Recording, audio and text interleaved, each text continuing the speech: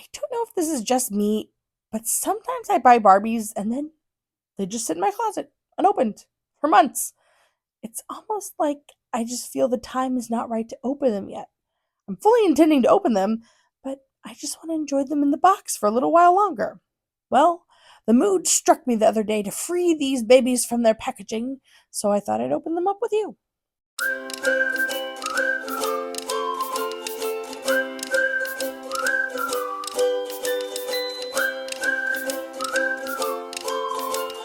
These are the dollies that have been languishing in my closet.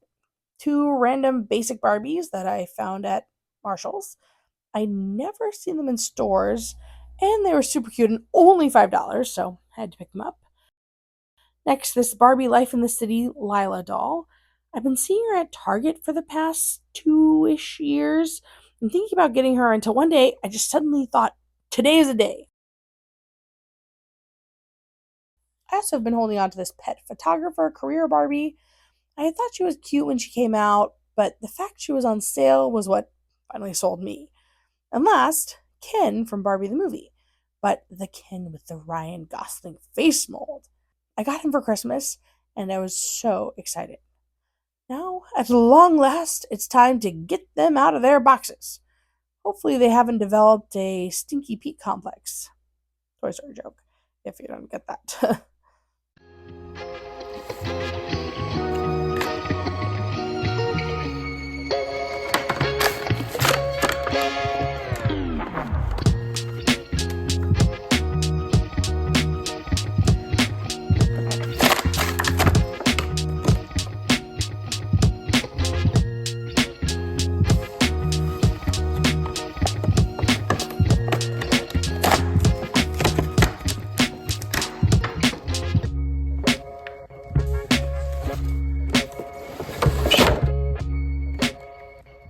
This basic Barbie is on an original body with the Kim/Chandra face mold.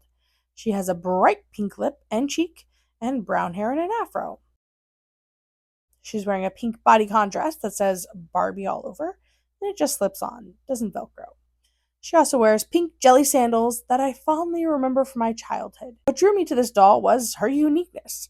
Although I have quite a few dolls with the Kim/Chandra face mold, she looks like a new character. Plus, I appreciate Mattel making sure that there are multiple hairstyles and textures in this wave of basic Barbies. The next doll up is from the same wave, and she also is on an original body. She has the same face mold as Fashionista 160 and two-tone brown hair. She's wearing a one-shouldered purple dress with a similar print to the first doll that we looked at. It also slips on, and she has purple jelly shoes. I got her, again, because she's different from the other dolls with this face mold. This face mold typically has a fair skin tone and dark brown or black hair, so I like to see it looking different. And look how fluffy and fabulous her eyelashes look. She was a steal at $5. The pet photographer doll is on a petite body and also has the Kim/Chandra face mold. I love how natural and smooth her face mold is. She has some curls to her dark brown hair, but it could use some work straight out of the box. I adore dresses with the sewn-on collar, and hers also has a super cute heart pattern on it. Plus, she comes with a camera as well as a dog, which personally I could have lived without. But I guess it makes sense given her occupation. The dress velcros in the back, and she has white ballet flats that will actually stay on her feet. Definite shade towards some of the other Barbie ballet flats I've come across. I didn't love this doll enough to buy her at full price. When she was 50% off, I decided she had a home in my collection. Next up, Lila from the Barbie Life in the City doll line. She's on a curvy body, and I believe she has a playline version of the Simone head mold. I compared them, and Lila's head is larger, but look at the corners of her mouth. Her lips are painted curving into a smile, but the mold isn't smiling, like Simone. She has black hair and an afro, and comes with quite a few accessories, including a studded headband and punk rock bracelets. She wears a mint green baby tee with a stereo printed on it, and yellow plaid leggings to cement her punk vibe, I guess. Shirt velcros and the pants slide on. I love, love, love these black boots. feel like we don't get enough black Barbie boots. She comes with more accessories, including pink headphones, a laptop with some kind of music software on the screen, a blue backpack that opens,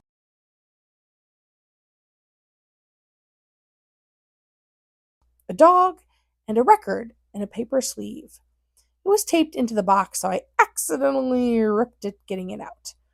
I haven't seen Barbie Life in the City, but I'm guessing Lila is some kind of music producer based on her accessories. Her hair is a little stringy in the back, so I'm probably going to try to restyle her hair. Still, I'm glad I finally added her to my collection. Last up, Ken from Barbie the Movie. He's on an articulated body with movement at the head, elbow, wrist, hip, and knees. When this doll had the generic Ken face, I wasn't interested in getting him. But now that it has Ryan Gosling's face, he was a must. He's wearing one of his outfits from the movie. The shirt just hangs open and the buttons are just decorative, but the shorts have pockets and snap in the back. He also comes with a surfboard that acts as a stand, as well as white tennis shoes that he can't wear while he's on the board. My thoughts on this doll are he's just Ken, and in my collection he's a 10. It is his destiny to live forever on my shelf, 'cause he's my Ken. And that's how I feel about that. So there you have it. Some dolls who have been freed from their plastic prisons and now don't have to live like Jessie forever in storage. Do you have any dolls just hanging out in their packaging? Leave me some name suggestions in the comments. And thank you so much for watching. I'll catch you in my next one.